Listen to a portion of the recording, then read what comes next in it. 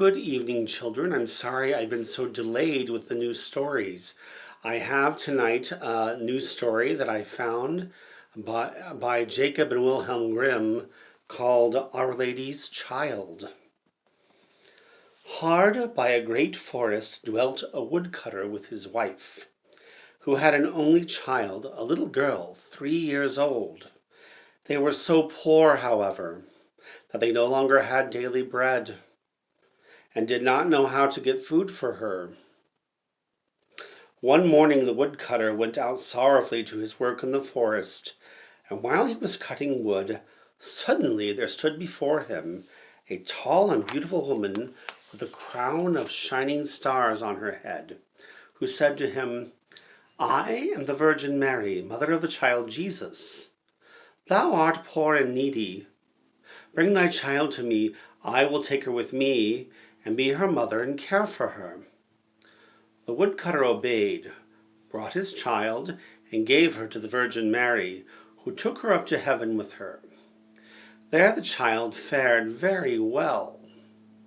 She ate sugar cakes and drank sweet milk, and her clothes were of gold.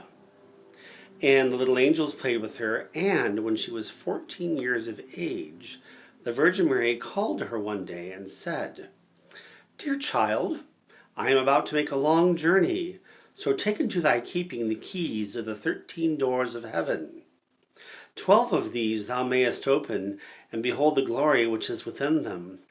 But the 13th, to which this little key belongs, is forbidden thee. Beware of opening it, or thou wilt bring misery upon thyself." The girl promised to be obedient, and when the Virgin Mary was gone, she began to examine the dwellings of the kingdom of heaven. Each day she opened one of them until she had made the round of the 12. In each of them sat one of the apostles in the midst of a great light, and she rejoiced in all the magnificence and splendor, and the little angels who always accompanied her rejoiced with her. Then the forbidden door alone remained, and she felt a great desire to know what could be hidden behind it, and said to the angels, "I will not quite open it, I will not go inside it, but I will unlock it so that we can just peep through the little opening." "Oh no," said the little angels, "that would be a sin. The Virgin Mary has forbidden it, and it might easily cause thy unhappiness." Then she was silent, but the desire in her heart was not stilled, but gnawed and gnawed there and tormented her and let her have no rest. One day the angels had all gone out. She thought, "Now I am quite alone and could peep in. If I do it, no one will ever know." She sought out the key, and when she had got it in her hand, she put it in the lock. And when she had put it in, she turned it round as well. Then the door sprang open, and she saw there the Trinity sitting in fire and splendor. She stayed there a while and looked at everything in amazement. Then she touched the light a little with her finger, and her finger became quite golden. Immediately a great fear fell on her. She shut the door violently and ran away. Her terror, too, would not quite leave her, let alone give her peace, and her heart beat continually and would not be still. The gold, too, stayed on her finger and would not go away, lest she rub it and wash it ever so much. It was not long before the Virgin Mary came back from her journey. She called the girl before her and asked her to have the keys of heaven back. When the maiden gave her the bunch, the Virgin Mary looked into her eyes and said, "Hast thou opened the 13th door also?" The Virgin Mary looked at her carefully, and the child replied, "No." Then Mary laid her hand on the girl's heart and felt how fast it beat and beat, and saw right well that she had disobeyed her order and had opened the door. Then she said once again, Art thou certain that thou hast done it? Yes, said the girl for a second time. Then she perceived the finger which had become golden from touching the fire of heaven, and saw well that the child had sinned, and said for a third time, Hast thou not done it? No, said the girl for a third time. Then said the Virgin Mary, Thou hast not obeyed me, and besides that thou hast lied. Thou art no longer worthy to be in heaven. Then the girl fell into a deep sleep, and when she awoke, she lay on the earth below, and in the midst of a wilderness. She wanted to cry out, but she could not bring forth any sound. She sprang up and tried to run away, but wherever she turned, she was continually held back by a thick hedge of thorns through which she could not break. In the desert in which she was imprisoned, there stood an old hollow tree, and this had to be her dwelling place.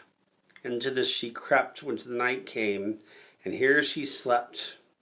Here too she found shelter from the storm and rain, but it was a miserable life, and bitterly did she weep when she remembered how happy she had been in heaven, and how the angels had played with her. Roots and wild berries were her only food, and for these she sought as far as she could go. In the autumn she picked up the nuts and leaves and carried them into the hole. The nuts were her food in winter, and when the snow and ice came, she crept amongst the leaves like a poor little animal that she might not freeze. Before long her clothes were all torn, and one bit of them after another fell off of her. As soon, however, as the sun shone warm again, she went out and sat in front of the tree, and her long hair covered her on all sides like a mantle or a cloak. Thus she sat year after year, and felt the pain and misery of the world. One day, when the trees are once more clothed in fresh green, the king of the country was hunting in the forest, and followed a roe deer, and as it had fled into the thicket which shut up that part of the forest, he got off his horse, and tore the bushes asunder, and cut himself a path with his sword. When he at last forced his way through, he saw a beautiful maiden sitting under the tree. And she sat there, and was entirely covered with golden hair down to her very feet. He stood still and looked at her full of surprise. Then he spoke to her and said, Who art thou? Why art thou sitting here in the wilderness? But she gave no answer, for she could not open her mouth. The king continued, Wilt thou go with me to my castle? Then she just nodded her head a little. The king took her by his arms, carried her into his horse, and rode home with her. And when he reached the royal castle, he caused her to be dressed in beautiful garments, and gave her all the things in abundance. Although she could not speak, she was still so beautiful and charming that he began to love her with all his heart, and it was not long before he married her. A year or so had passed. The queen brought a son into the world. Thereupon the Virgin Mary appeared to her in the night when she lay in the bed alone, and said, If thou wilt tell the truth and confess that thou didst unlock the forbidden door, I will open thy mouth and give thee back thy speech. But if thou perseverest in thy sin and deniest obstinately, I will take thy newborn child away with me. Then the queen was permitted to answer, but she remained hard and said, No, I did not open the forbidden door. The Virgin Mary took the newborn child from her arms and vanished with it. Next morning the child was not to be found. It was whispered among the people that the queen was a man-eater and had killed her own child. She heard all of this and could say nothing to the contrary, but the king would not believe it, for he loved her so. When a year had gone by, the queen again bore a son. And in the night the Virgin Mary came again to her and said, If thou wilt confess that thou openest the forbidden door, I will give thee thy child back and untie thy tongue. But if you continuest in sin and deniest it, I will take away with me the new child also. Then the queen again said, No, I did not open the forbidden door. And the virgin took the child out of her arms and away with her into heaven. Next morning, when the child had also disappeared, the people declared quite loudly that the queen had devoured it, and the king's counselors demanded that she should be brought to justice. The king, however, loved her so dearly that he would not believe it, and commanded the counselors under pain of death not to say any more about it. The following year, the queen gave birth to a beautiful little daughter, and for the third time the Virgin Mary appeared to her in the night and said, Follow me. She took the queen by the hand and led her into heaven, and showed her there her two eldest children, who smiled at her and were playing with the ball of the world.